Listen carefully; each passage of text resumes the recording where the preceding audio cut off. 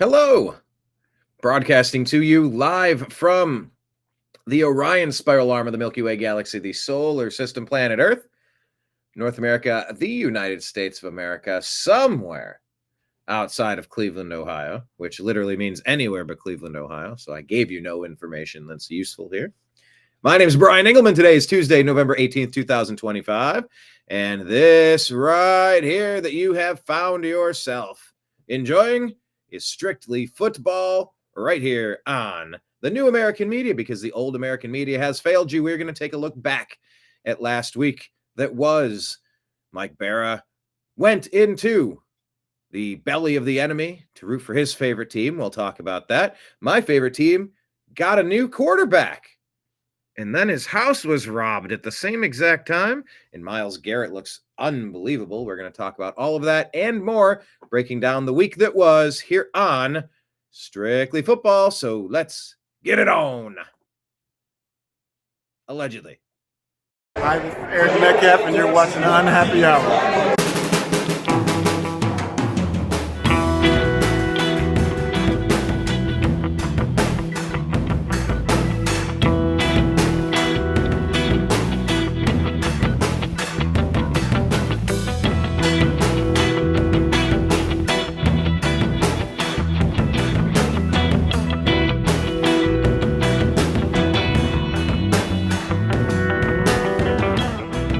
The new American media is proud to present a division of the Unhappy Hour sports show, Strictly Football.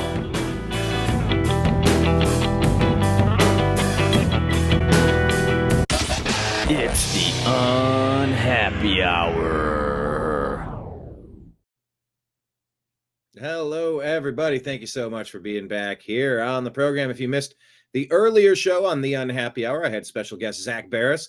We were talking about the Cleveland Browns' new stadium. We covered the Browns, and we talked about some Guardians, some Buckeyes, and some Cavaliers. So check out that earlier program. Hi, this is Eric Metcalf, and you're watching the Unhappy Hour.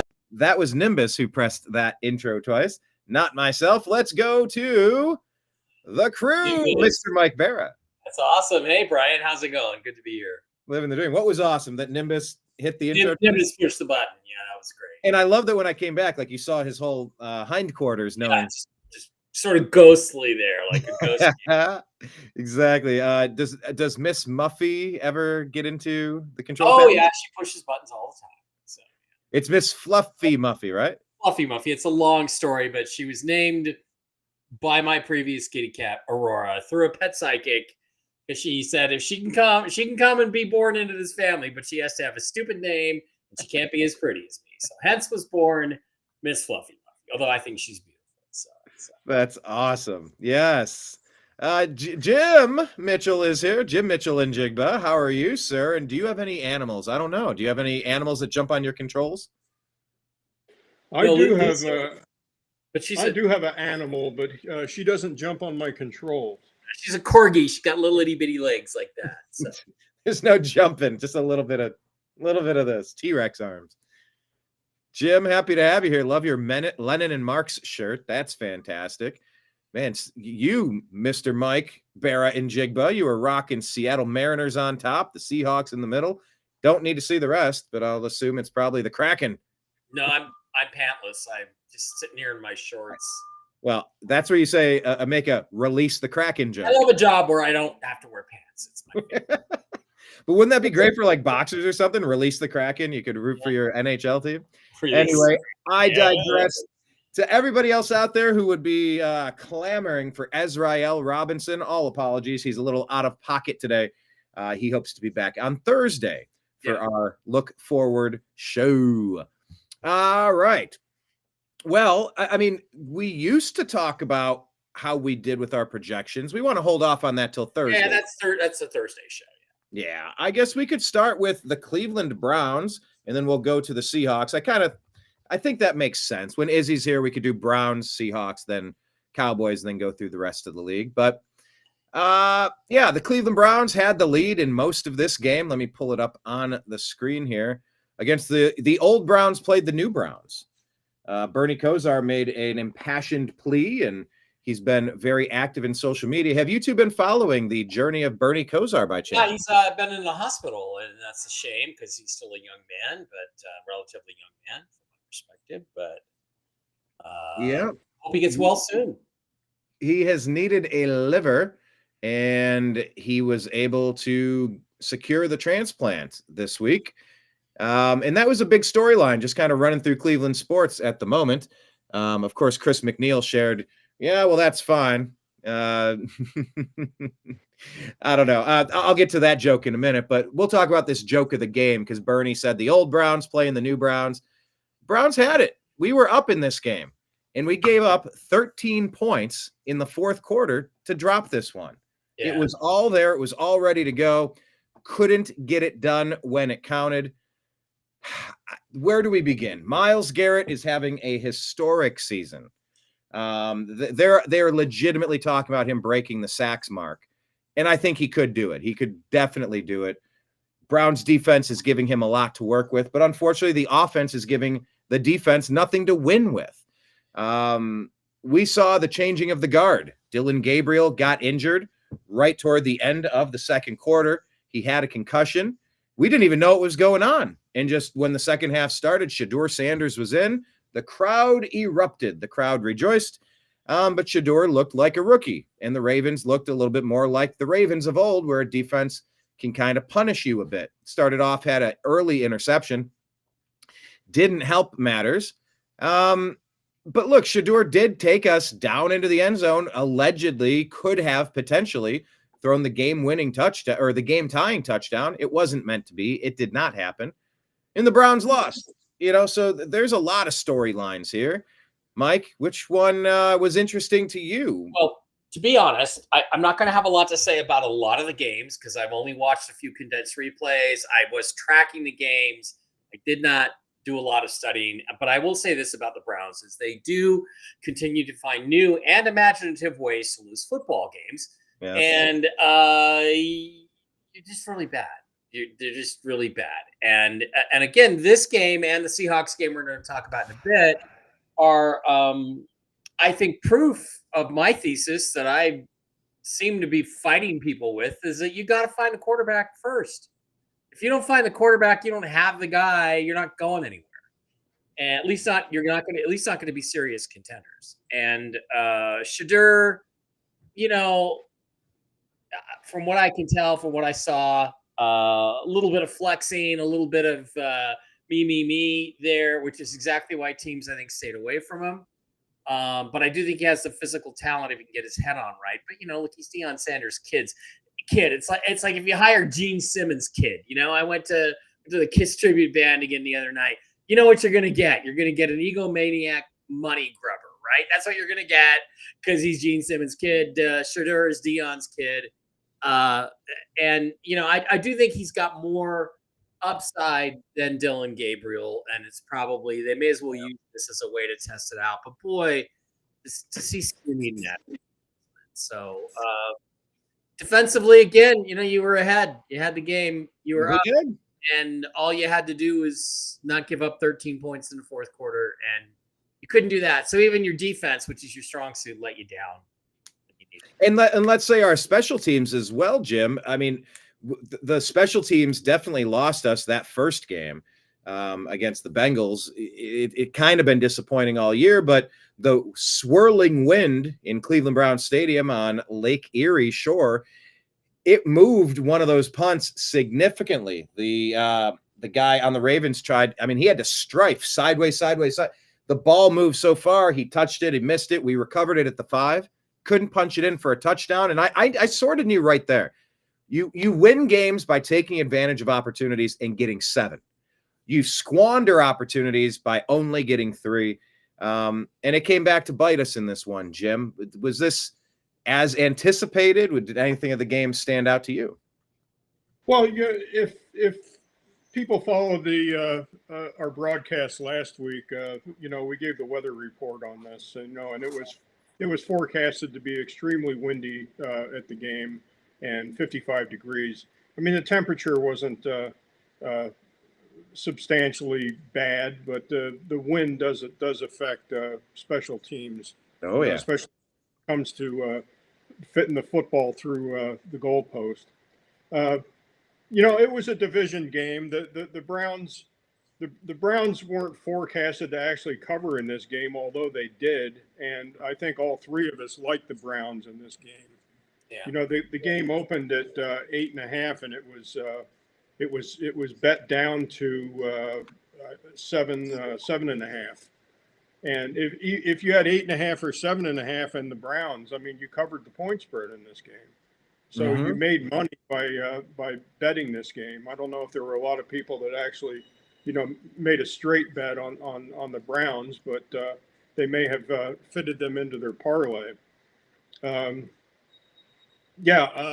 Like Mike said, I didn't follow this game a lot. This was kind of a quasi corner TV game, but the glaring stat in this was the fact that the Browns were 11-22 against the spread versus the AFC North, but they covered and probably should have won the game, like you said, Brian. The positive side to this is the Browns next week have the Raiders. The Raiders. Yeah. They can get healthy against the Raiders, which are probably the worst football team in the NFL. Brian, let me ask you this: do you think if Gabriel doesn't get hurt, that the Browns score maybe 3 more points and win the game, or no? Yeah, I think so. You're talking about a situation now. Shedeur Sanders has taken 0 lifetime reps with the ones. Yeah.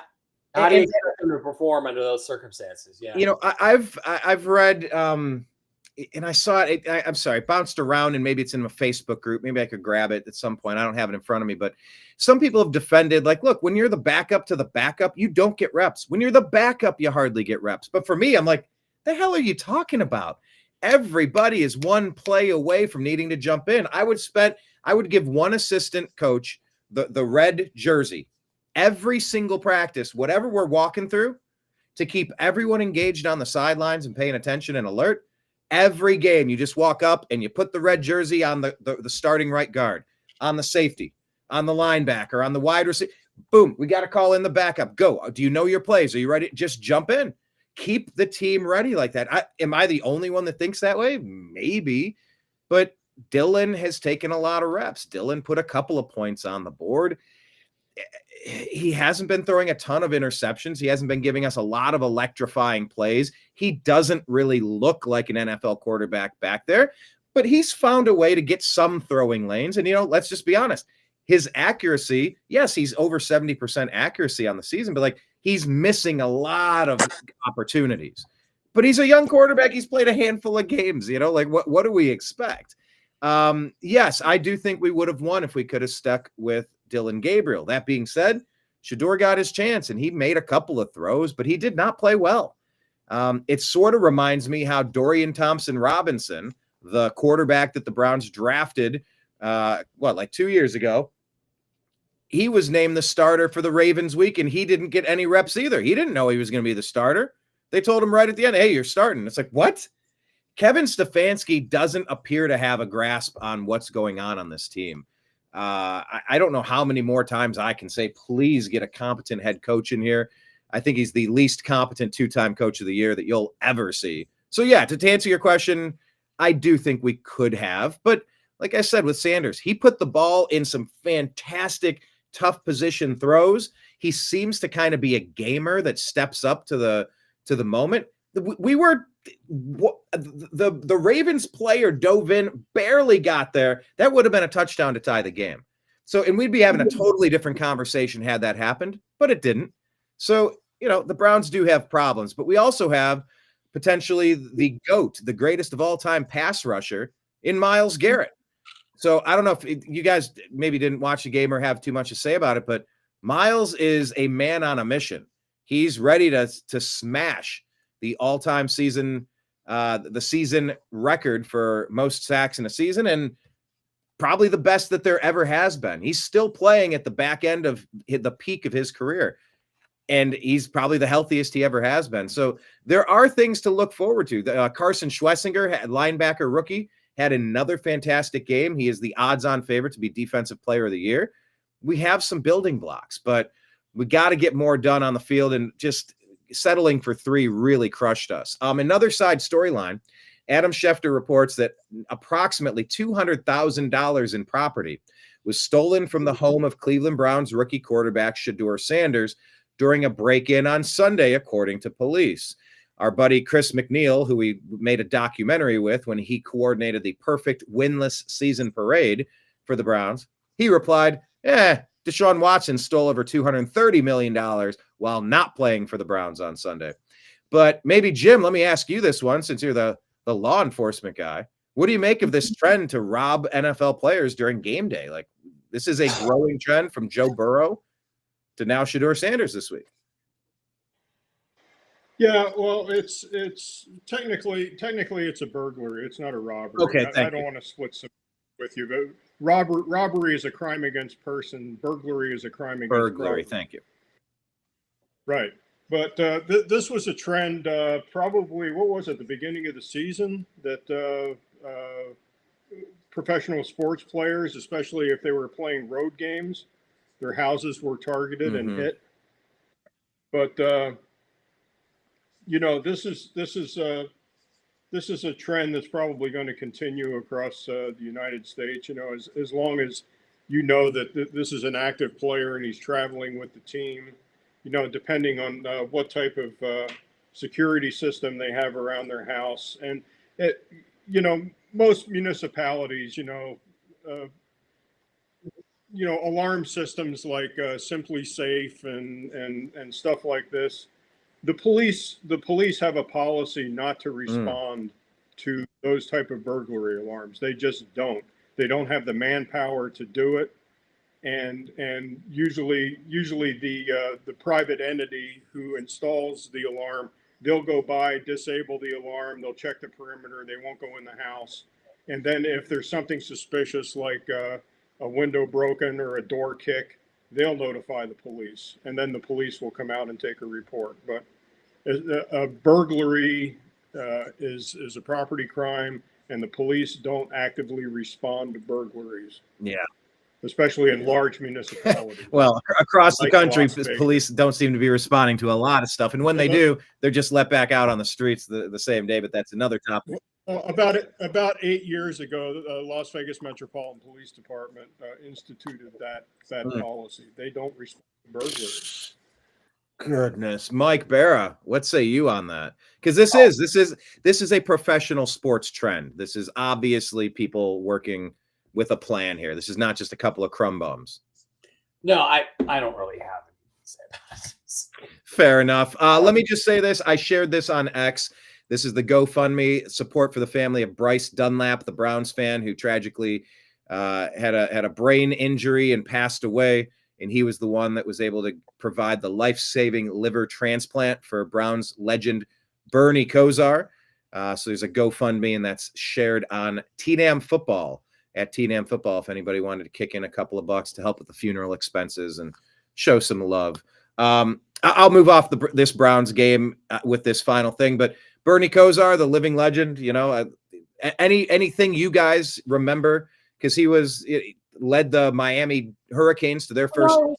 He was a resourceful guy with a weak arm that made a great career for himself, and that's how I will always remember Bernie Kosar. And hopefully we'll have him around for a while to, rip on. Good guy. Jim, was there any moment that stands out with Bernie for you? Anything that comes to mind when you hear the name Bernie Kosar in particular? They kind of all run together, Brian. Bernie Kosar, Brian Sipe. I'm not gonna put Tim Couch in that. No, he's not as good as those guys. Hey, Brian Sipe was an MVP, an NFL MVP, by the way. Brian, let me requalify my last statement. Police departments. Oh, okay.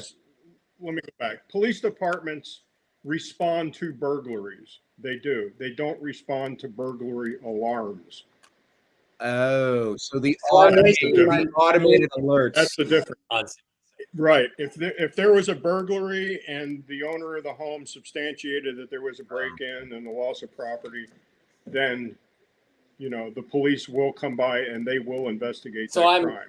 But as far as burglary alarms, they I'm do wasting not. my money And on the Simply Safe. A big reason for that is especially in bad weather, especially False when positives.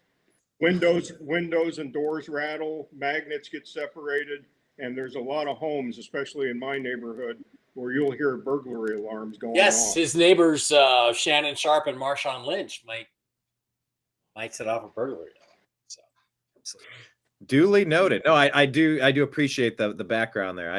I hate seeing it. Shedeur had a tough game. It didn't go well, and then he comes home to find his place has been broken into and they stole a bunch of stuff. Like that sucks. That's not the that's the opposite of the Baker Mayfield debut where they do Cleveland, like the Philly. Baker catches the touchdown pass. We win the game, opens the Bud Light cooler that was frozen shut from a winless season. And yeah, Shedeur did not get that love. But look, he's going to actually get first team reps this week, and they're going to play a lousy Las Vegas Raiders team. So fingers crossed we're going to get on the right track this time. But once again, this late in the season when you're 2-8, would you rather win or would you rather lose? So it's kind of like if we win it, we lose because we lose a draft position. Yeah.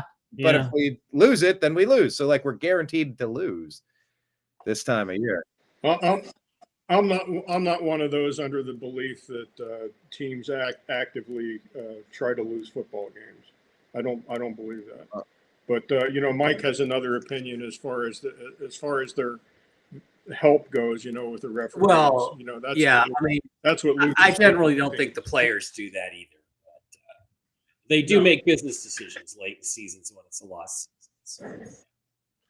Right, that's a good way to put it. Business. Yeah, you can. My creaky back. I think I'm gonna need to. This last meaningless game against the Falcons out, guys. Sorry. Maybe it's a high ankle sprain. It's tough to define. Yeah, it's tender. Tender. Yeah, very tender. I might have to sit out the next 4 to 6 and maybe go on vacation too.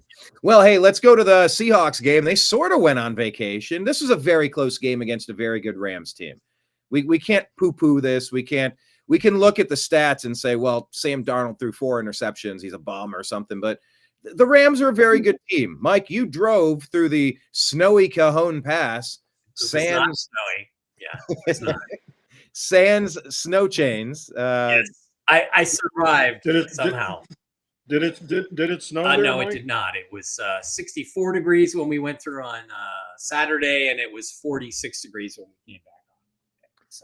Well, tell us about it. What was the experience like? Well, actually, you know what? I'll tell you what. I have a lot of thoughts. I have a lot of stuff. But what I'd like to see, because let me just tell you once again to reiterate that watching a game live is completely different than watching it on TV. I'd like to see what you guys thought about it, and then I'll tell you what really happened. Okay. Jim, so let's start with you you. guys thought from your perspective. Jim, let's start with you. Yeah, as far as betting this game is concerned, this game was kind of a toss up as far as the betting lines go. The Rams were favored by 3 points all week. I thought that this was a good number. They should have been favored. In fact, Mike had lost track of his bet. He had lost his parlay, and he was kind of grief stricken over that. But I reminded him that he had made a straight bet earlier in the week on the Seahawks, and I said, Mike, you made money. I mean, I think you only put $20. I'd rather give the money and win the game, but that's just me. So. Oh no! You got to win the money, Mike. But Mike won his bet with the Seahawks, which was a good bet. It was a good straight bet. It wasn't a parlay, and all he had to do, was cover 3 points. Yeah. And the Seahawks did cover as they were points. driving on that last drive, let me tell you, I wasn't thinking about my bet. I was thinking about, can they find a way to win this game? So, that just wasn't what I was thinking about. But yeah. A 61-yard attempt, it's not the worst you've seen. That's a long attempt, though. And for me, just looking at it, it's hard to get past the 4 interceptions. Two turnovers are almost insurmountable in the NFL.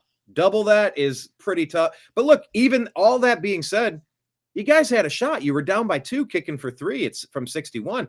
that was a chance. And sometimes against one of the best teams in the conference, the Rams, on the road, all you're asking for is for a chance to win. And you had a chance. So I'm not all that down on what transpired, but Mike was there. Maybe you have a different insight. No, I want to get Jim's thoughts. I want to hear what you guys thought. Really good. Yeah, probably the tail of the tape in this game is if you have that many interceptions, you can't expect to win the football game. And Darnold just had too many interceptions. I mean, the Seahawks going into the game, they were 10-0 straight up on the road and 8-2 against the spread. They covered the spread, but consequentially, the Rams were 7-1 against the spread as a favorite. And they were 15-5 against the spread overall, and they just dominate the NFC West. If you take the 49ers out of the if you factor the 49ers out, they're 24-9 against the spread versus the NFC West. So, but the Rams dominate the Seahawks on the betting line. They are 8-1 against the spread versus the Seahawks, and I think now they are 8-0 straight up against the Seahawks. And so good. Yeah, they just I don't want to say they have the Seahawks number or they own the Seahawks, but 8-0 they kind of do.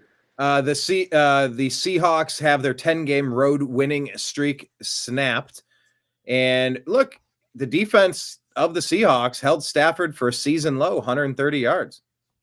Rams only got 249 yards. Like, the defense sort of did its job, but all those points, first quarter, 1 field goal, second quarter, 2 field goals, third quarter, 1 field goal.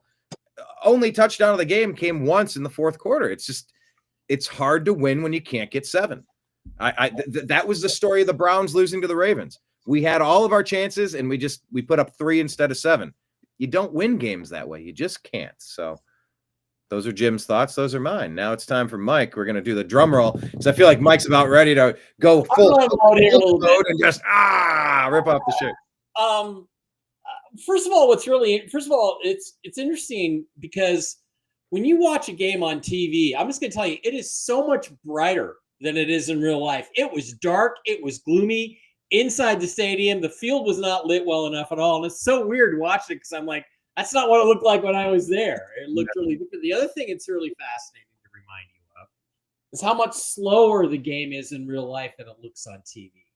Everything on TV looks so fast, and it's like, it really isn't that fast in real life. And you really do have more time to make decisions, which is why when your quarterback makes extraordinarily bad decisions, it can cost you a football game. And they talk about pressure, but there wasn't that much pressure. So let's get a couple things out of the way and stipulate right away. The Rams have a very good football team. A very balanced football team. They run the ball well. They pass the ball okay. And they play great defense. They are not a terrific pass rushing team. Their defense, their guys are always in the right position. There was one play when I think it was Ken Walker. There was a cutback play, and he was running to the left corner, and there were 1, 2, 3, 4, 5 Rams in line. I mean, they were never out of position. So that's a very well-coached team defensively. Having said that, the Seahawks dominated them. They dominated both sides of the line of scrimmage after the first quarter. The Rams had 3 big gash plays on run plays. Whatever was going on there, the Seahawks figured it out, and they had nothing after that on the running game. The passing game, they were very ineffective. If anybody tells you that Matthew Stafford is the MVP, you have my permission to laugh in their face because he's not that great. He didn't do anything in that game. But your defense makes great quarterbacks look average. And our defense is, I think, actually better than theirs. And we were missing Jaron Reed on the inside, which he probably, if he'd been out there, those big runs wouldn't have happened in the first quarter. But the bottom line is 4 horrible interceptions. You could see them coming before he threw the ball. In each case, I'm like, oh, no, he's not looking there. Oh, no, he threw it. Oh, my God, why did he do that? And there was not much pressure. He was not really under pressure in any of those situations, at least not enough that he couldn't have said to himself, well, I can just throw this in the dirt because it's only second down and we can come back and try it again. Or we can punt and get the ball back with 7 minutes to play. So, the first interception, they were coming our way. We were down between the 10 and the 20 in the first section. By the way, if you ever go to SoFi Stadium, go there, get in the door, go directly to the customer service and say, I'm handicapped. Can I get a handicap seat? And they put us, we were in the best seats in the house, right? Maybe not the best in the house because we should have been at the 50-yard line, but they were great. And, Dave's got a handicap sticker and he can barely walk. And my friend Missy works there. She says, no, they'll put you in the handicap seats if you just tell them that you got a handicap parking pass. And they treated us great. So that's something I can say for you. Let me pause on that point since you brought it up. Let me just add, after Baker almost got us to the AFC Championship game after that terrible Chiefs situation that occurred, we went the following season, my buddy and I, we drove into Kansas City from Louisville. Yeah. And we ended up in those handicap seats. Like what they had, we were gifted the tickets and we didn't know what they were. And when we got there, we were taken to that spot. And we went, oh, okay. Yeah, we were at the club level, where all the boxes are behind us, right? Right behind us. So they treated us really well. Yeah, they were fantastic. Just because Dave, God, it took him so long just to get to the gate, and I'm like, dude, let's go talk about those handicap seats because we would have had to go all the way up to the 500 level. They totally accommodated us. They were really good to us. So all that for the Rams. But the thing is that again, the first interception, he had Smith and Jigba on the right side, 1-on-1. He had his man beat by 5 yards, and it was going to be 10 yards by the time the ball got there. Darnold didn't even look at it. He had him wide open up the right side, and instead he throws the ball over the middle into traffic. It gets picked off. The Rams ended up getting a touchdown.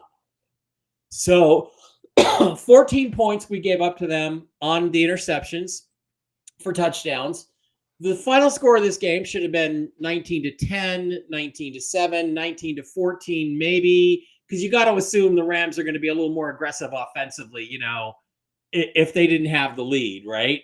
So, but the Seahawks should have won that game. And then, again, Ken Walker scored a touchdown in the third quarter, which they called back. And I've gone back over the all 22. There was no holding on that play. There wasn't even anything you could misconstrue as holding. And I don't understand the motivation for why a ref would call that, except it's a rookie player and he wants to pick on him. That's all I can think of.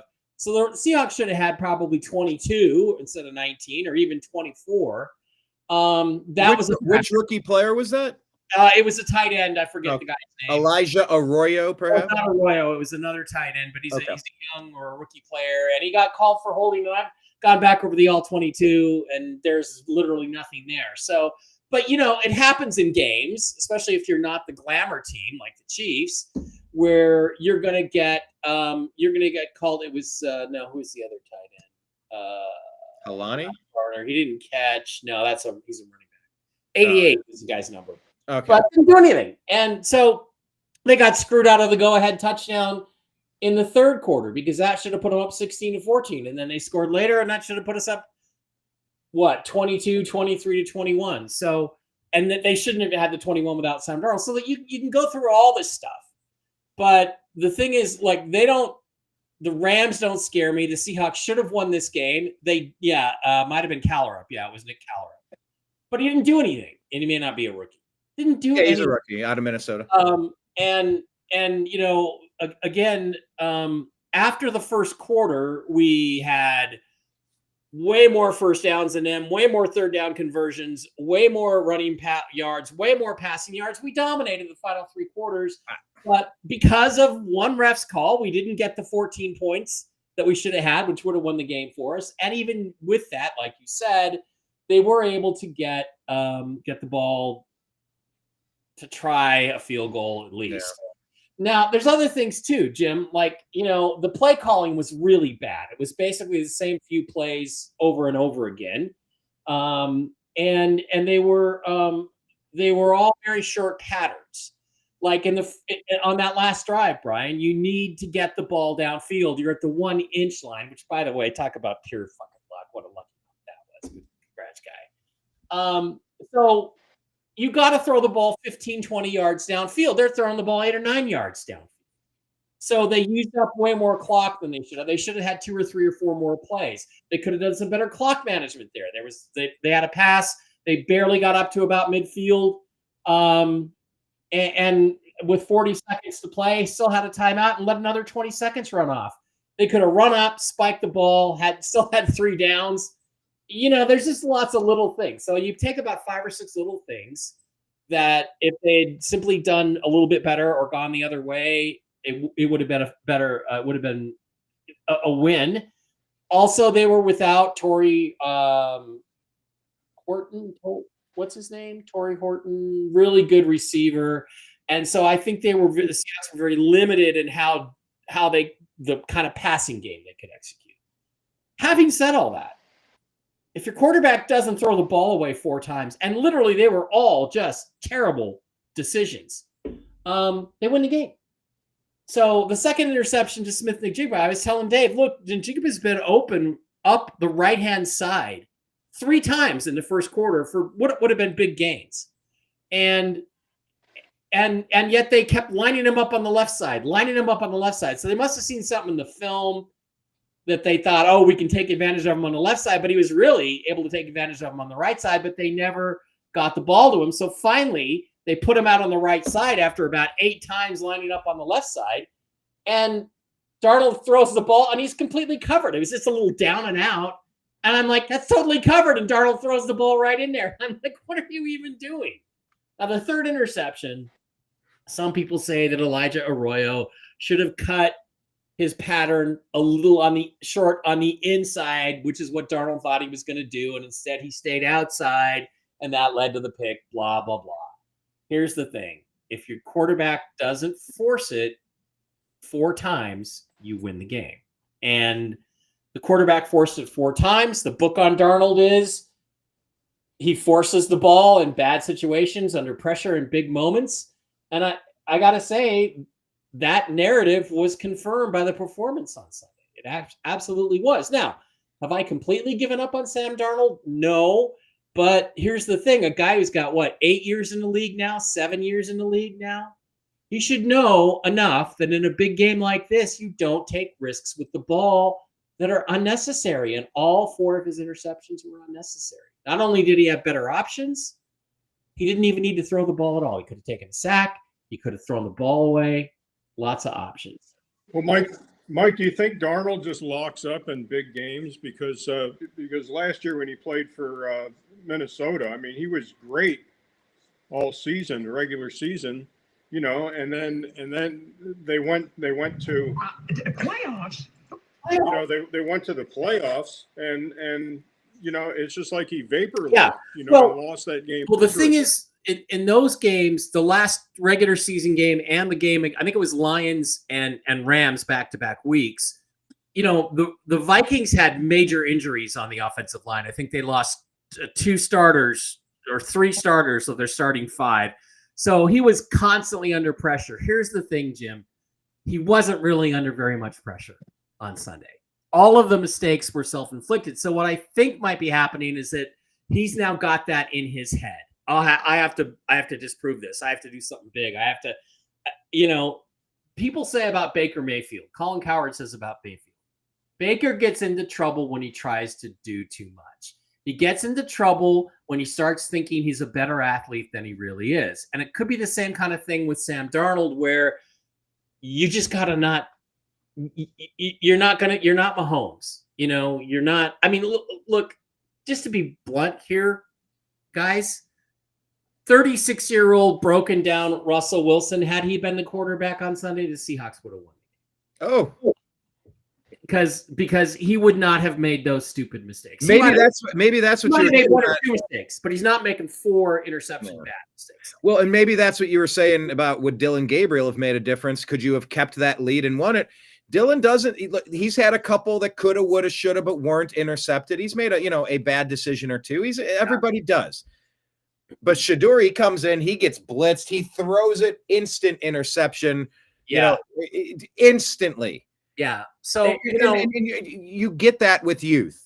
But then again, you compare Dylan Gabriel to Shador Sanders, and you go, well, that guy looks like he could be an NFL quarterback with more coaching and experience and repetition. The other guy's like, he had us winning, and he's serviceable. I don't know that I'd want to hitch my wagon to him. But in a game like this, all you needed was serviceable. I mean, Darnold threw for 289 yards. It's like it wasn't like the passing game wasn't effective. It's just at the crucial moments, it was really bad. And here's the thing, Jim. All 4 times on the interceptions, as he wound up, and I could see where he was looking because you could see it coming. You know what I was saying to myself each time? Oh, no. Oh, no. Oh, no.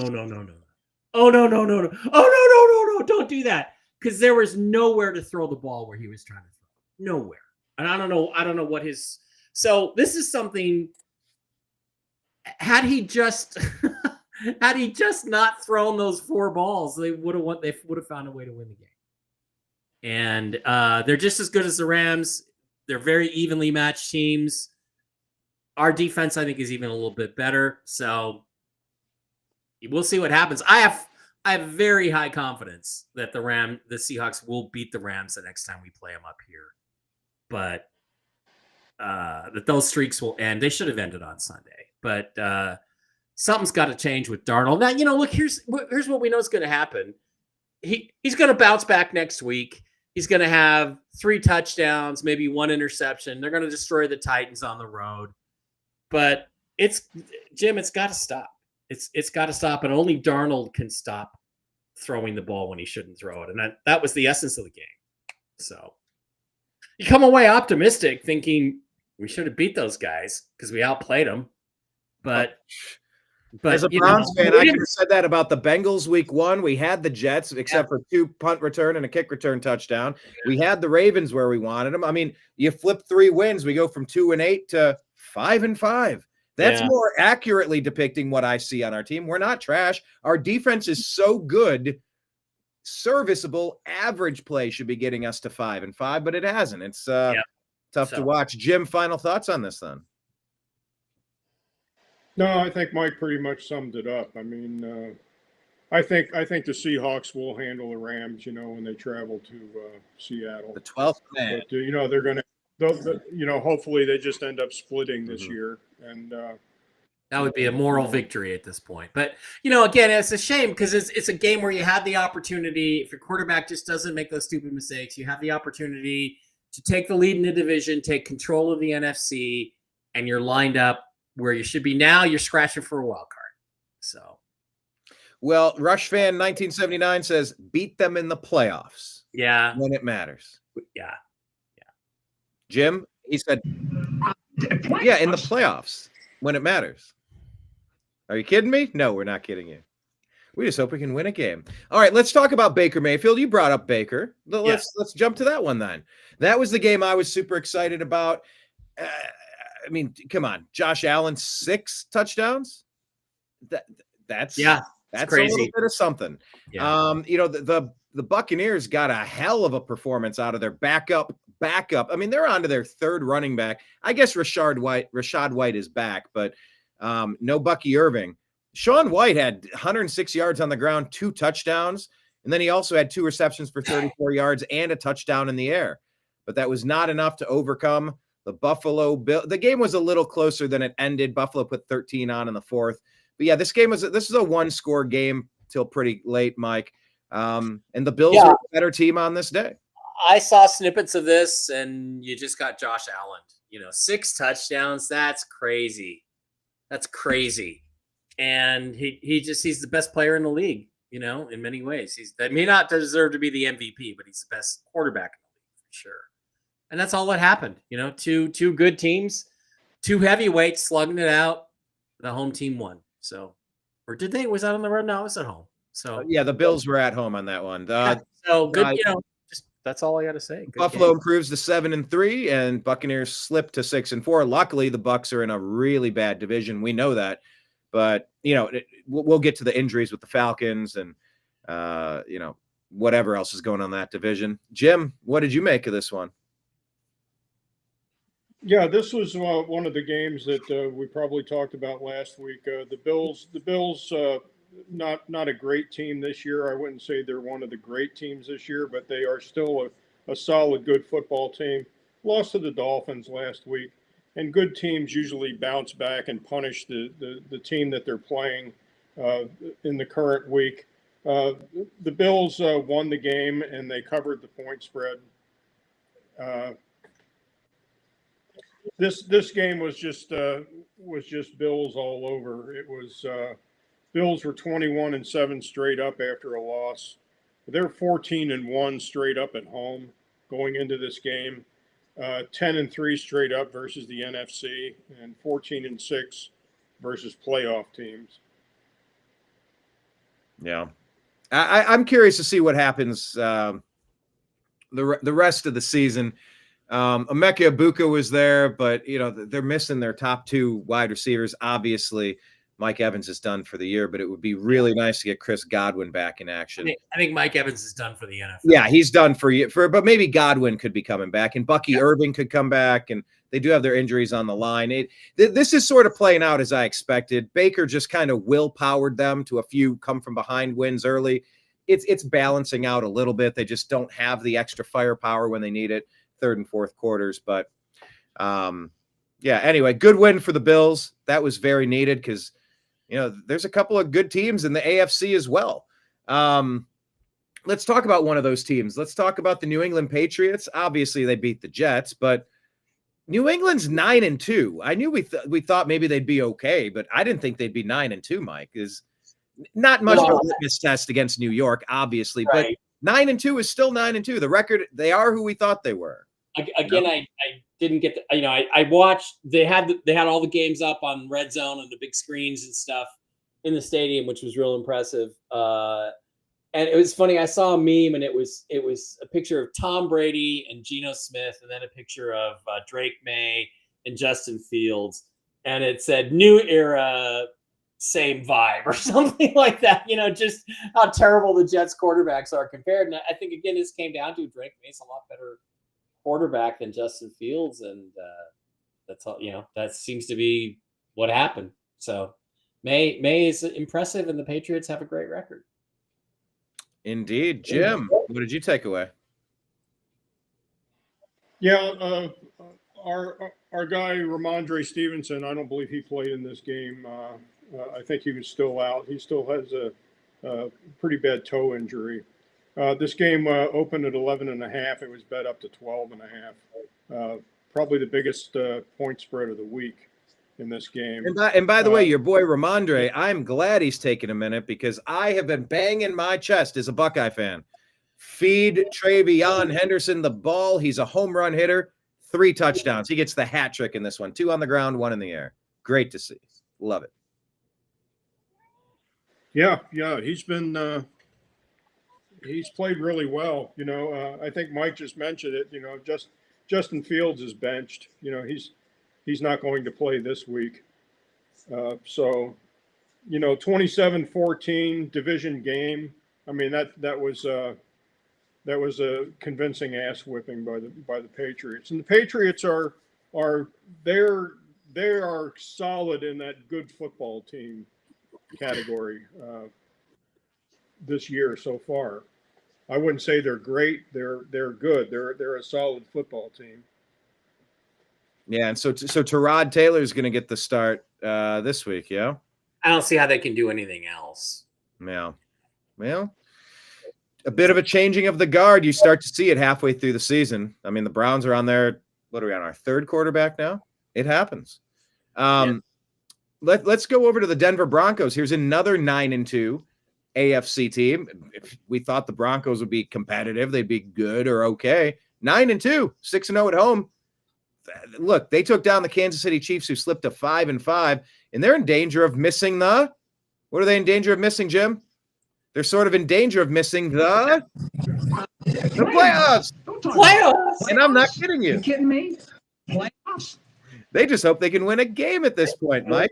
This was a good battle. This was interdivisional.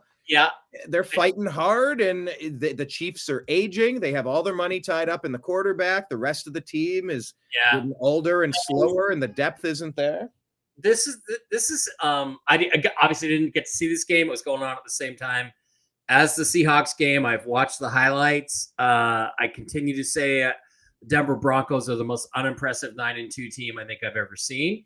But they have a good defense. The Steelers a few years ago. They were also very unimpressive. But their defense keeps them in the game. And one thing I did hear about, there was interesting. I was listening to Sirius XM radio on the way home, and the guys that were talking,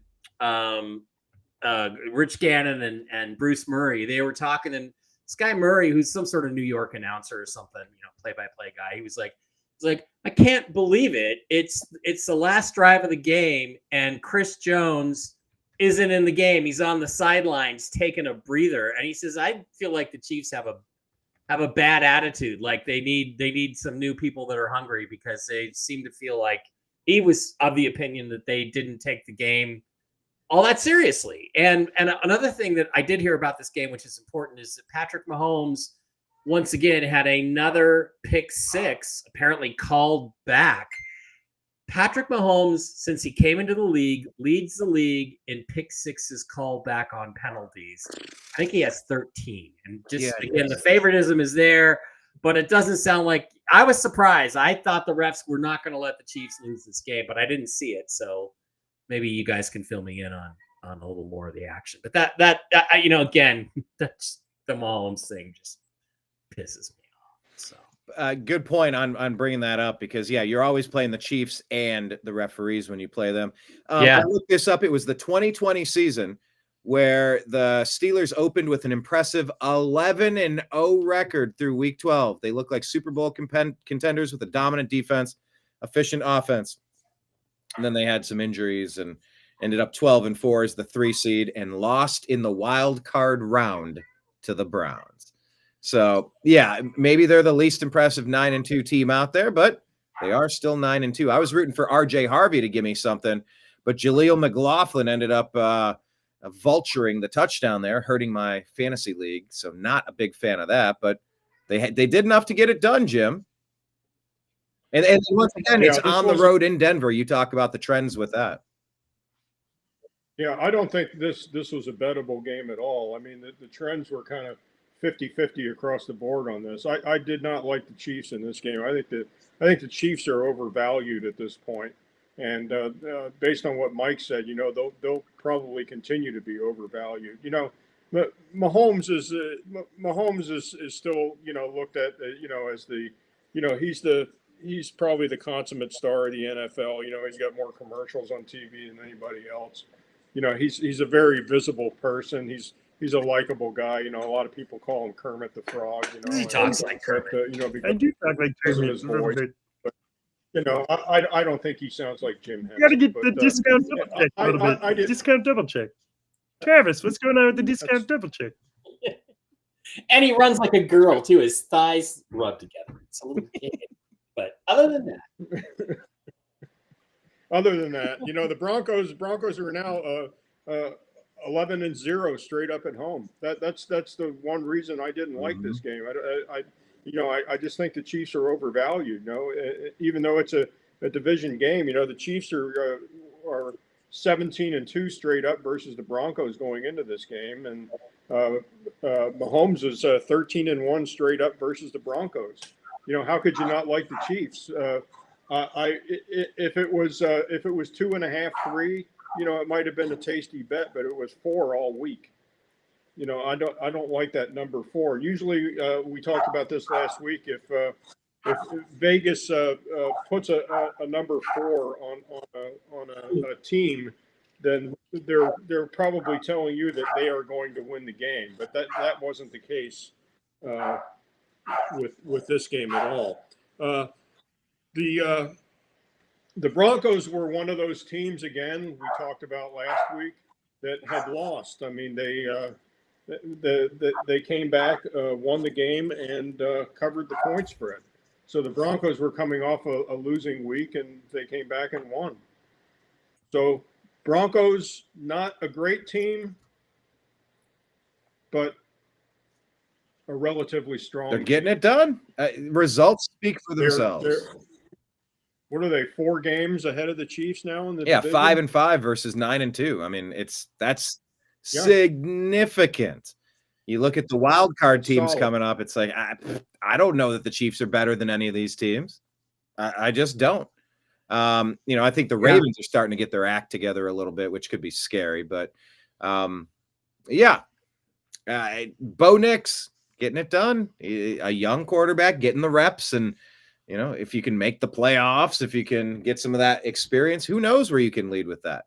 But yeah, I'm very excited to see the Chiefs finally go away, but I will never count them out until they're mathematically eliminated. I'm not that foolish. I'm not going to start dancing and writing the eulogy just yet on the Chiefs, because like I said, and like you said, Mike, they seem to, or you implied, they definitely seem to have the favor of the league on their side, and that counts for what, 7 extra points a game? At least 3. So. At least 3, maybe 4, easy, if not 7 or more. All right, let's talk about this one. The Eagles and the Lions, 2 of the best teams in the NFC, allegedly. Look, the Lions handed off the offensive play calling duties to their head coach, and they only put 9 points on the board. Eagles only 16, but that's all it took in this game, Mike.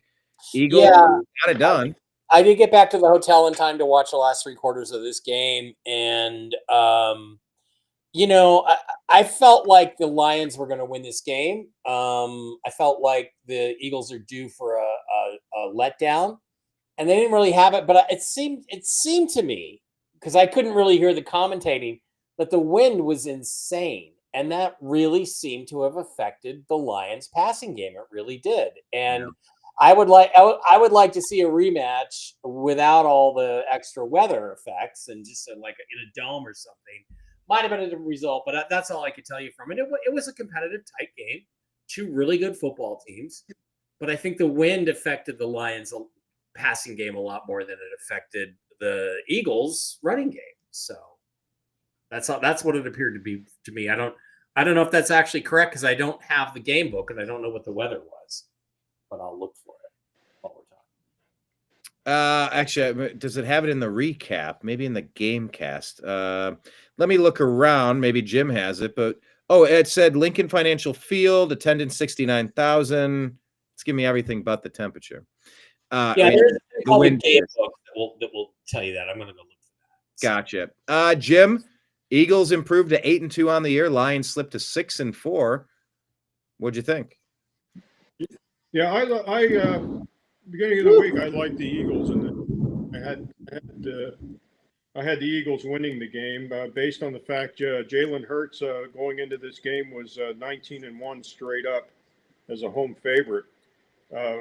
The Lions had strong numbers though. I mean they were 43-14 straight up and 18-9 against the spread going into this game, but. Eagles at home just too strong, and they were only laying 2.5 in this game. The guys were talking about the weather. I believe it was 50 degrees and raining at Philadelphia during the game.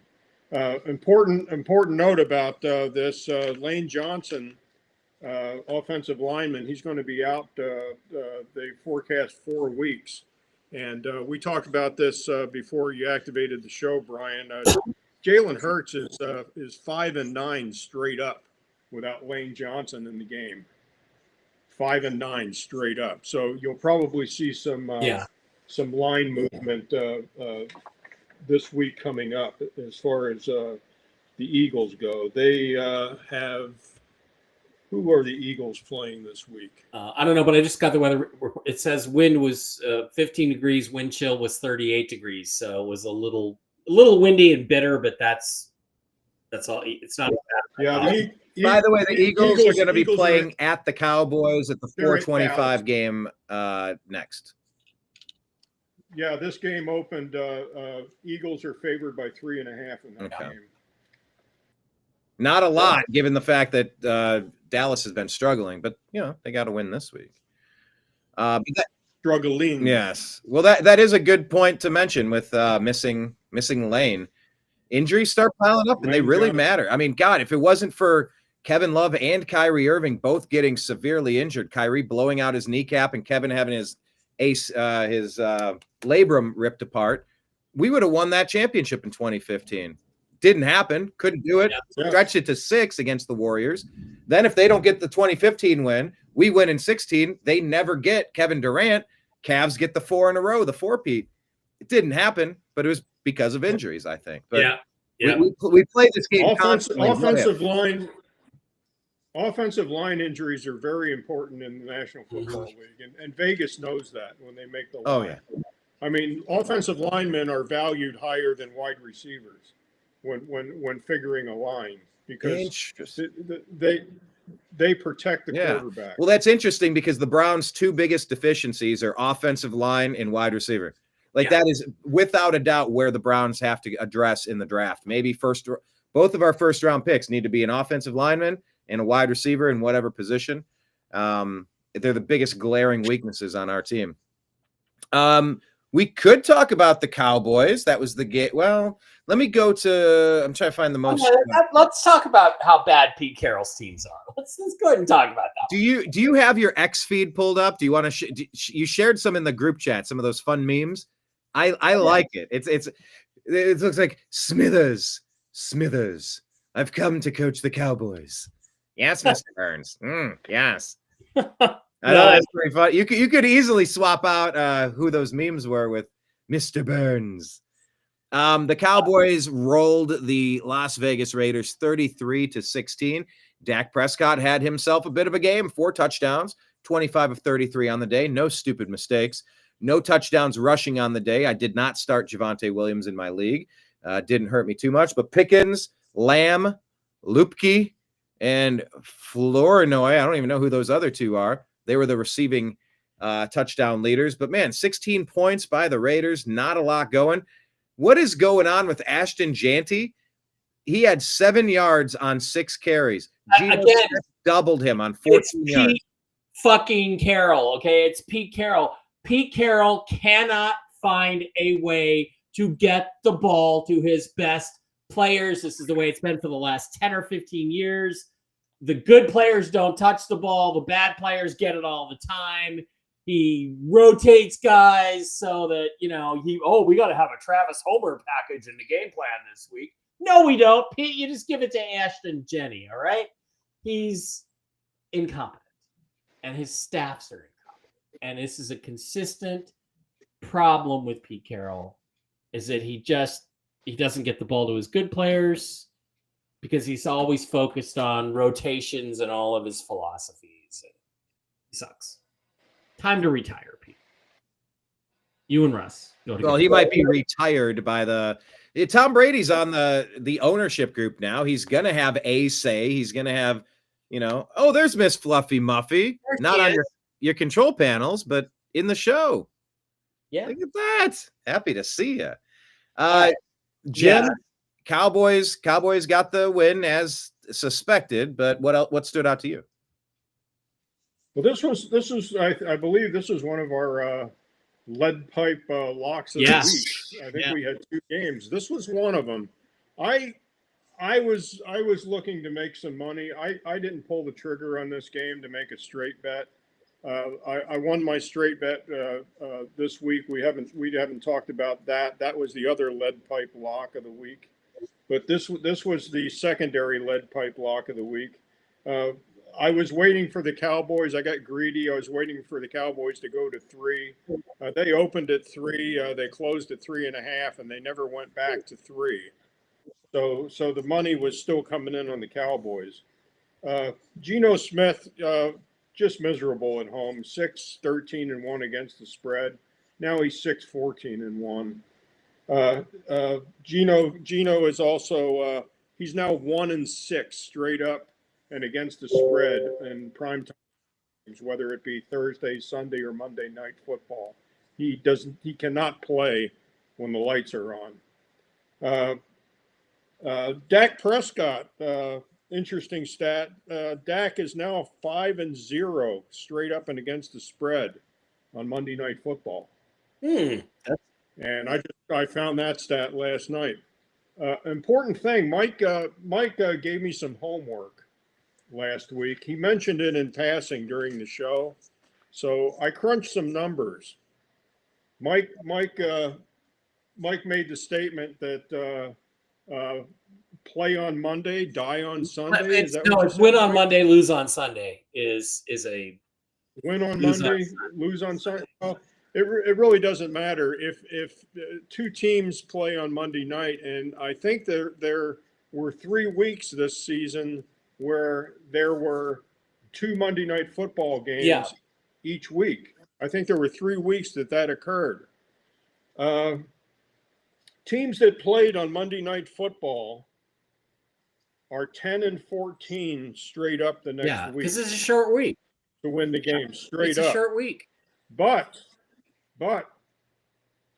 teams that play Monday Night Football are only 7-16-1 against the spread the next week.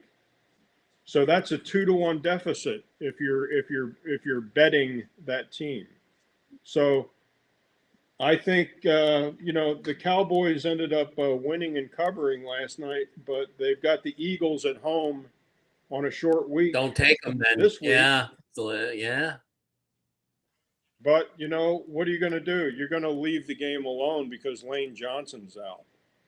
Oh yeah. So without Lane, And Jalen Hurts is miserable without Lane Johnson. Which one is worse, right?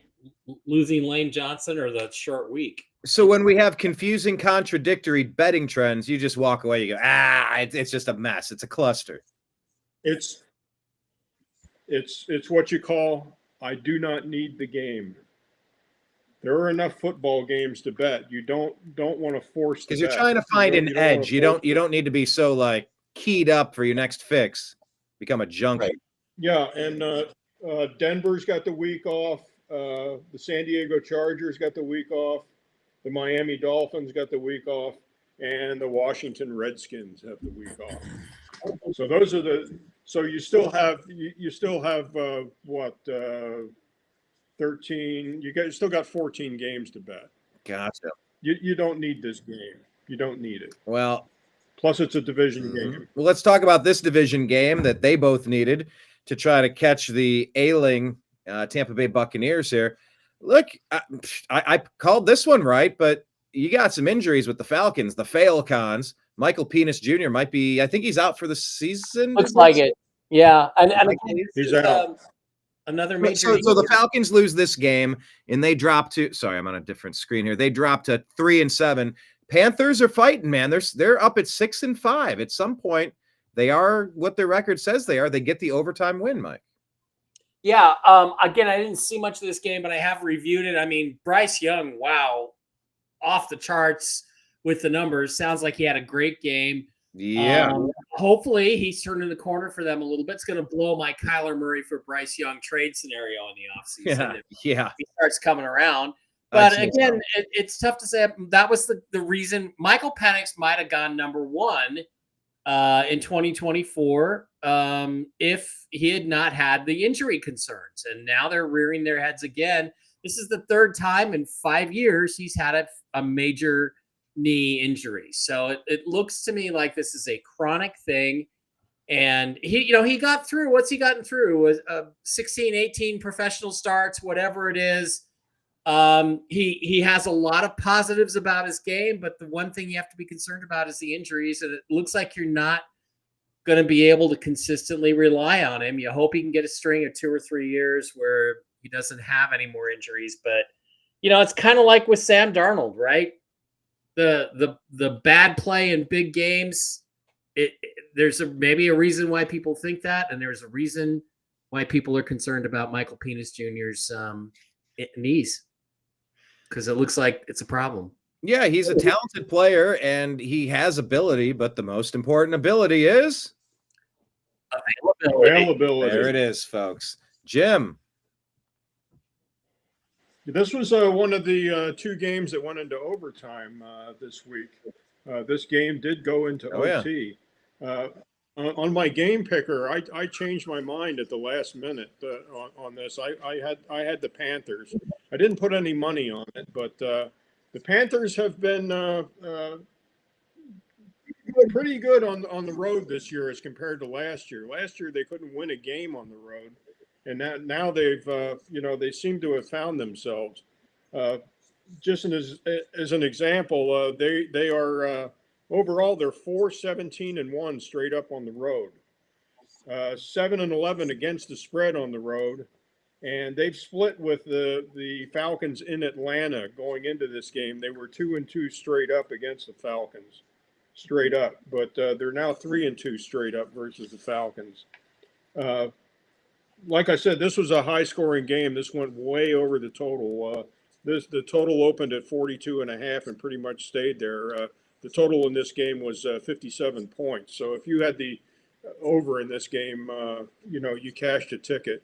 And they Panthers more than covered the point spread. The Falcons were favored by 3.5, and they were 3.5 pretty much all week.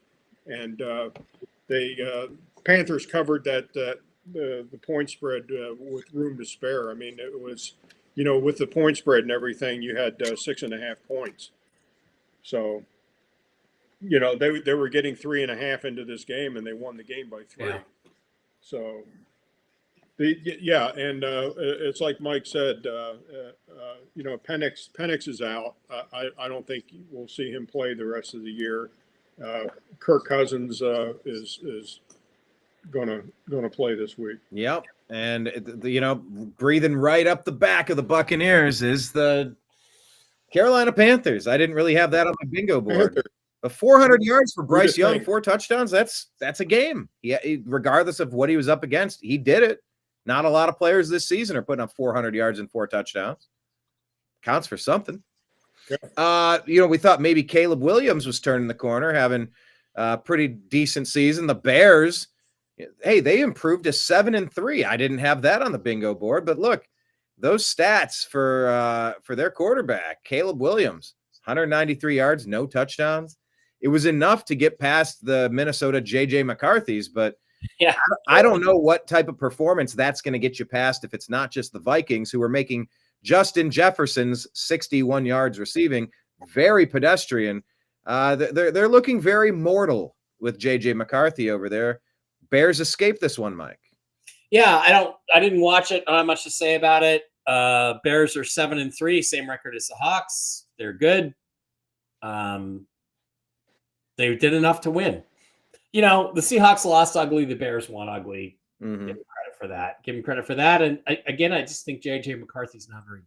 So you're not going to get a lot of pushback on that. The Bears were helped with a Duvernay 56-yard kickoff return that set up the game-ending field goal. So, I mean, the Bears were set to lose, but they did just enough. Yeah, 14 of the 17 points the Vikings had were scraped together in that fourth quarter, but all the Bears needed was that final 3, Jim. Yeah, this opened, the Minnesota Vikings were favored by 3. This opened at 3, and it closed pretty much at 2.5, which means there was bear money coming in on this game. I didn't bet this game. I kind of had a feeling that the Bears were going to go ahead and win this game. I didn't put any money on it. I didn't have a lot of confidence in it. I'm still not convinced as far as the Bears as being a moderate to strong football team. The reason I stayed away was the Vikings were 9-2 straight up versus the Bears going into this game. And the Bears were 7-24 straight up on the road. So this was a stay away game for me. The Bears didn't win convincingly, but they won the game 19-17, which is a good win for them on the road. You win on the road in the division. You win on the road in the division, right? I mean they got it done. So hell or high water, just get the dub, right. Go home. Try not to get too injured. It doesn't matter how ugly it is. Divisional games are just different. They're just built different. Those teams better than anybody else, and you see them twice, home and away. Dolphins got this win barely over the Commanders. Dolphins are playing a little bit better since losing to the Browns. This was another one of the overtime games, Mike. Marcus Mariota, 1 touchdown, 1 interception. No touchdowns, no interceptions to 2. Well, here's a question. Do you think it's a better performance from a quarterback? I mean, just generically speaking, take this game out of it. To have 1 touchdown and 1 interception, or 0 touchdowns and 0 interceptions? Which is the better QB performance in a vacuum, hypothetically? If the interception that you throw doesn't lead to an opposition touchdown, then it's a net positive, right? Because then it's just I don't know what happened. I don't know what happened on Mariota's interception if it led to a touchdown by the Dolphins. But I would say it's always better. If they said to me, you can throw a touchdown pass and get 7 points out of it, but you're going to have an interception on the other side to make, to even it out. I'm going to ask, well, do they score a touchdown on the interception?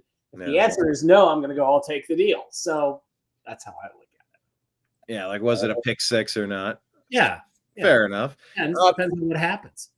Any other thoughts on this corner TV game? I didn't see it at all. Terrible. We didn't have NFL Network in the hotel, so don't have anything to say about it except, wow, the Commanders are bad. And I would say A-Chain is solidifying himself as a top 10 back. He's a really good running back there in Miami. Yep. Jim? Yeah, this was the rain in Spain stays mainly on the plane game. It was 55 degrees and raining. This was the Madrid Spain game. And by the way, why do we keep giving the European games? Why are they such trash? It just the jet lag. Like we're not getting a lot of oomph out of these European games. I think it's the jet lag. It is very difficult to go there and adjust it to yourself. Mostly East Coast games, play these European games. From what Mike says, it's the jet lag. Well, I mean, it would just be unless it'd be just devastating, for a team like the Seahawks or Santa Clara, to have to. We went to Germany. Seahawks went to Germany about 4 or 5 years ago. Russ was the quarterback, played the Raiders and destroyed them. Of course, it was the Raiders. So, it's the jet lag. I think is the reason why the games are just not very good. I think usually when a team has to travel that far, they give them the week off. What do you know? I'm right. The Dolphins and the Redskins both have the week off. Yeah. So the families probably stayed there. They probably attended a bullfight. Tua going into this game was 3-10 straight up. This was a stay away game for me. It was the game opened at 2.5. It pretty much stayed 2.5. Miami favored over the Redskins. And the reason they were favored over the Redskins was because, Daniels is out.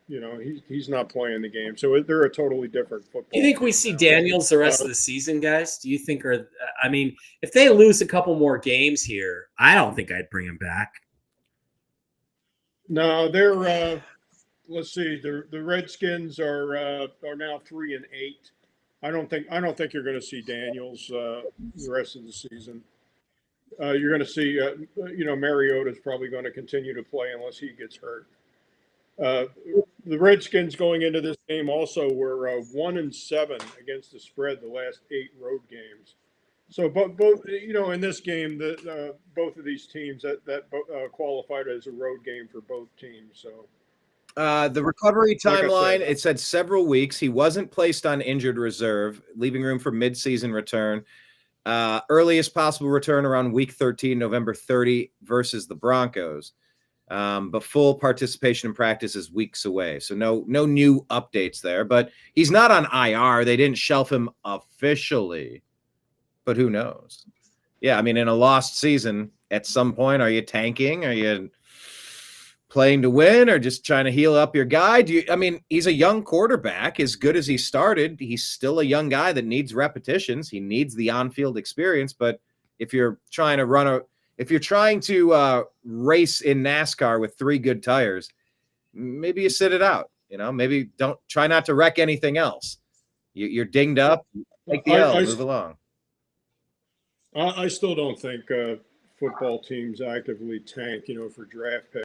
I would rather take a player that's a proven player, like what Green, picking up that defender and sitting on a first round draft pick. And statistically, still, first round draft picks. What is it, Mike? 2 out of 3, or end up being busts anyway. So it's it doesn't favor tanking football games at this point. Well, I would just say, as a Browns fan who lived through a winless season, as I referenced earlier, I watched us actively tank that season. After we got Miles, right when we got Baker, I mean, we emptied the cabinets of everything just to stop. Well, that's coaches. That's coaches and owners. That's not players. Players don't. Well, it's mainly the general manager. That. It was Sashi Brown that mainly did that. And the plan sort of worked. We got Nick Chubb, Baker Mayfield, Myles Garrett.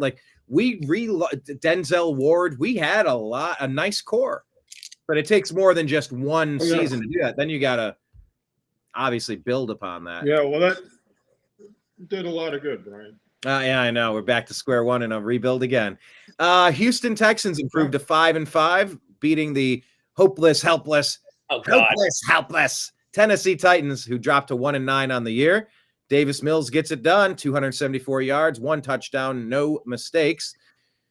Mike, Houston Texans are sticking around. I just watched the condensed replay of this on YouTube this afternoon because the Seahawks are playing the Titans next week. Okay. Let me just put it simply. I will not be putting any money on the Tennessee Titans, okay? Both teams stink. Houston without C.J. Stroud, with Davis Mills, and he's going to start again next week. They're not very good either, but they're better than Tennessee, who is awful. They stopped the run pretty well. That's about it. Yeah, the Browns are going to be we have the Raiders. The Jets are supposed to be an easy win. That didn't happen for us. And then, that Raiders-Browns game is going to be a classic. Hey, you know what? A week of practice with Shador. Maybe this is the coming out party, and we go, maybe we have a quarterback. I don't know. I'm not going to pump the brakes, but don't get too excited. I don't know. I look, if we don't allow ourselves to get a little excited, what are we even watching for? So I allow a little bit of excitement. You got to prove it, but I take your point. Jim, Texans get the win as expected. This was the game that killed my parlay. No. The Texans. I went ahead and laid the 5.5 with the Texans on my 3-team parlay.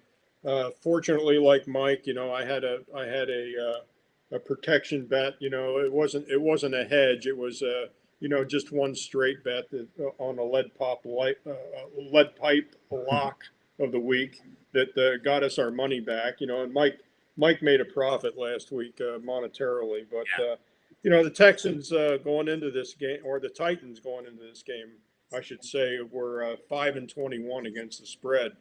The Titans were 1-11 against the spread at home. I mean, this game screamed Texans, division game. Yeah. And the Titans are 0-4 straight up at home versus the Texans.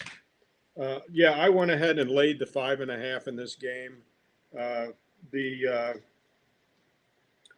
Needless to say, the number didn't cover. 16-13. This game looked like it was going into overtime also. But the Texans squeaked it out, I think, in the last minute 40 of the game. The point spread was all over the board in this game. It opened Texans 7.5. It was bet down to 7. It was bet down to 6.5, and they finally settled at 5.5. So the Texans were overvalued all week in this game, but it wasn't to be. Well, it wasn't to be for the New York Jameis Winstons either. No touchdowns in the air for them. Look, the Packers had a worry when Jordan Love got injured, his shoulder. They brought Malik Willis in. Talking about the Titans, they moved on from him pretty quick. But Jordan Love came back in, 2 touchdowns, no goofy mistakes, and the Packers improved to 6-3-1. Giants dropped to 2-9, Mike. Yeah, he broke his streak of not throwing any touchdown passes. I saw little bits of this on the big screen at SoFi. And, I'm going to come back to it again. Best quarterback throwing the ball performance the Giants have had this year still belongs to Russell Wilson. And, Jackson Dart can do more with his legs at this point than Russ can. But you know, I don't know what you're going to do in New York. You got a bad football team, and they stuck with it. They played hard, but in the end, they just didn't have enough bullets in the gun. Yeah, I'm rooting for the Giants to win one because it's all about draft pick seeding for the Browns, sitting there right at 2, 3, 4. Can we get to 1? Can we get to 2? Keep 3. Because there's a difference if you end up at 7, 6, 5. Big difference between 4, 3, 2, 1 for sure. Jim, this one. I mean, it was a 1-score game. It was kind of close, and that injury scare, but Green Bay took care of business. Yeah, this game opened at 7, and if you got it at 7, you got your money back in the game because the final score landed right on 7, 27-20 in favor of Green Bay. It went to 7.5 by the end of the week. So depending on which number you want to look at, the Packers didn't cover the game, but they did win the game. This was another one of the strong teams that had lost the week before. They lost to the Eagles. They came back against a weak team and won the game. So strong team, losing week before, come back, winning the game. Depending on whether you got 7, 7.5 is whether or not you actually got your money back or lost your money. Well, so the Packers kind of needed this one. That would have been really tough if they could. Yeah, Jameis is now 3-8 against the spread. The last 11 games that he's started. And I think he'll probably, I mean, he's going to keep getting the starts, I believe. I mean, we'll see how it shakes out, but I guess he will. Hopefully he will. Jameis is, like we've talked about before, Jameis is good TV. Yeah, he's interesting, if nothing else. And first game of the year, maybe he needed to get his sea legs, and we'll see. Or his land legs from the crab guy. Pittsburgh Steelers had an injury to Aaron Rodgers, his non-throwing hand, right? Yeah, broken bone in his left wrist. Yeah, so what are we? So it's still up in the air as to whether or not Rodgers is actually going to play. Watching Cowherd today, Cowherd said that possibly he could play. The information that Cowherd had, but what's the alternative? It was the quarterback that got bludgeoned by by Myles Garrett in self-defense. Mason Rudolph while backpedaling. Oh Mason yeah, Rudolph, right? Sure, yeah. Battery with a deadly weapon. Yeah. While backpedaling, and 2 linemen and the quarterback were charging him. He swung in self-defense while backpedaling. That makes him even more of a pussy.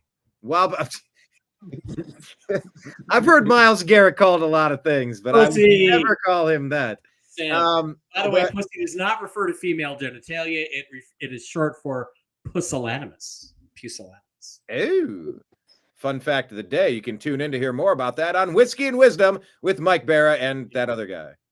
All right, let's wrap it up. I got to get going. I didn't watch this game at all. Joe Flacco let me down. I thought based on trends, Jim, you should warn me not to bet on trends. What happened the last 2 weeks doesn't mean that's going to happen this week.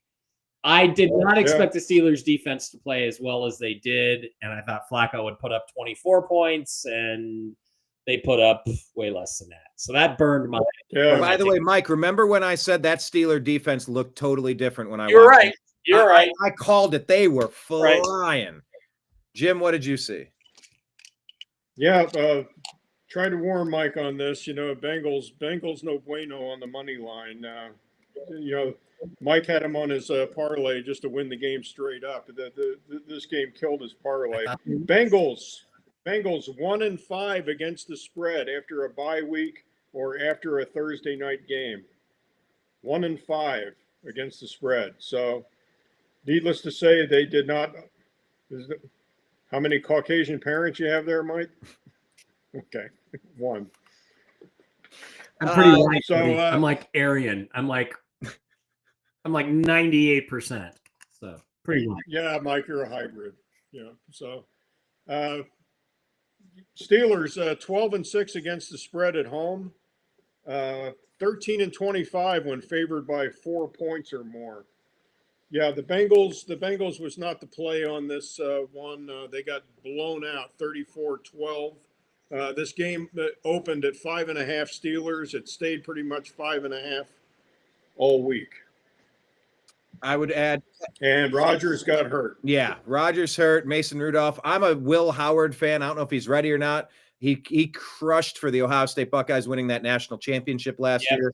I'm excited to see what he can do, but I don't think he's ready. We'll see how it shakes out with the injuries. Kenneth Gainwell did a good job, 2 touchdowns in the air and added another 24 on the ground. And Jamar Chase, by the way, spit on the opposing player, and he's going to be suspended for a game, which is going to really, really hurt my 2 fantasy dynasty leagues where Jamar Chase is my number 1 receiver at a time where Justin Jefferson, my other receiver, is playing very poorly. So thanks classy. for nothing, Jamar.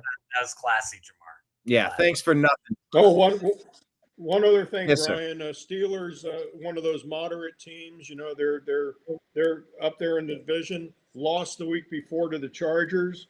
Came back, won the game, covered the point spread. I'm just saying. Just saying. It's a trend. I'm just saying. I'm not saying. I'm just saying. Well, the trend with the Jacksonville Jaguars sucks because they keep winning. They improved to 6-4 on the year.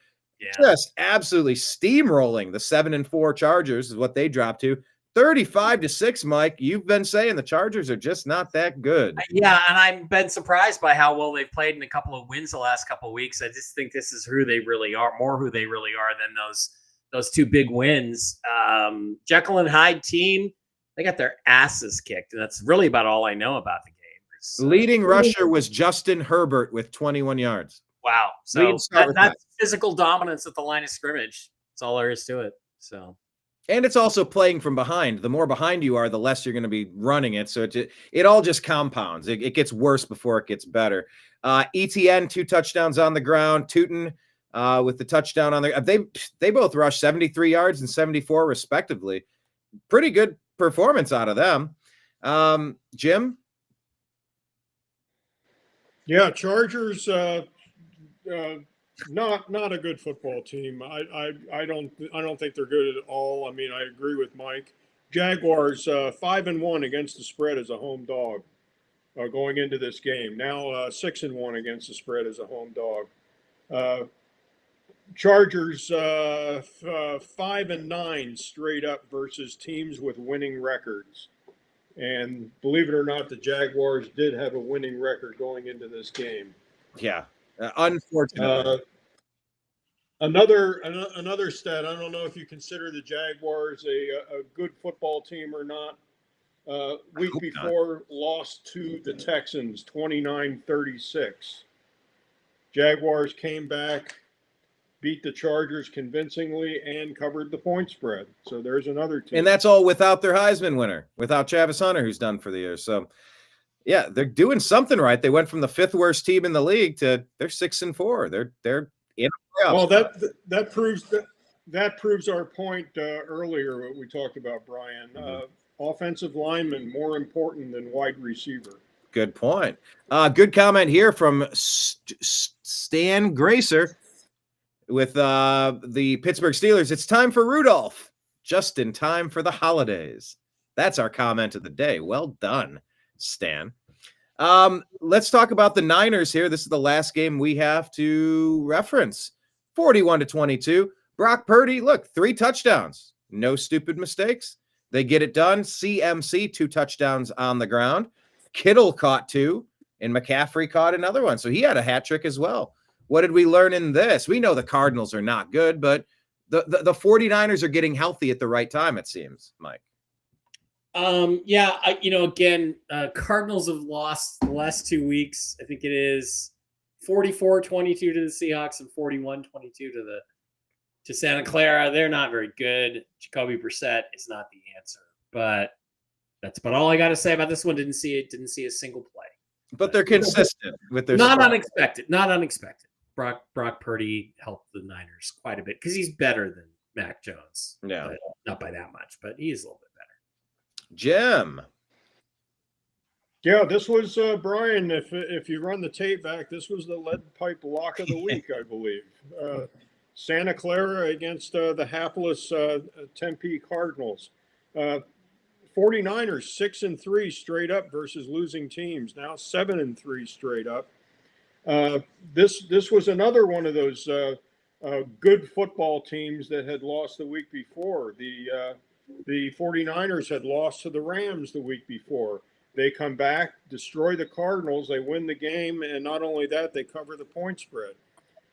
This was my one team bet this week, my straight bet, and this protected my losing 3-team parlay with the Texans. So I didn't have a total losing week. I cashed this ticket, and Mike cashed his Seahawk ticket. He had a half a point in that game and made money. He made it work. So you gotta listen to us, guys. Yes. Well, we're gonna be back Thursday, 6 p.m. Eastern, correct, fellas? That's correct. Well, Okay. I would like to do it earlier, like we did before. Last week, because What time did we do it last week? Did we do We did it at 4 Eastern, 1 Pacific. That'll work. Yeah, we did it at 1300 hours Pacific time. Yeah. So, I'll just make sure I'm in bed before 3 a.m. so I can get up. Okay. Well, yeah, we'll send that out on text. I'm on Dave Bara time. Dave time. Yeah, we'll see if Izzy can join us at that time. I think 4 o'clock Thursday should work for me. But yeah, before we roll out the door, just take a look at this on the screen. This is ESPN's fun new thing. They're calling it the playoff machine. If the playoffs started today, AFC 1 seed is Denver. Yes, the playoffs. And I'm not kidding you. Playoffs. Denver, the 1 seed. New England, the 2 seed. Indy, the 3 seed. Steelers, the 4 seed. 5 seed Buffalo. 6 seed Chargers. 7 seed Jaguars. Kind of a little surprising to see a couple of those teams in there. I'm going to be honest about it. Anything jump out at you guys in the way too early looking at the AFC playoff thing? Nothing from mine? No, let's do that on Thursday. Perfect. Then let's do that on Thursday. Jaguar shouldn't be there. Well, and hopefully the season will bear that out. Mike, tell us about your show tonight. Toxically Masculine Tuesday in about an hour and 15 minutes over on Mike Bara 333 on YouTube and Real News Live with Mike and Jen on mobile. So please drop by. That was a good show last week. It's not going to be quite as roided out as that this week. But. Oh no, that's what made it good. Yeah, the roids. Yeah. Take some more steroids. It's a good show. On that note, thank you, fellas. We appreciate you. We love you out there in the viewing universe. We'll be back on Thursday, probably at 4 p.m. Eastern time. Until then, take care, everybody. Peace.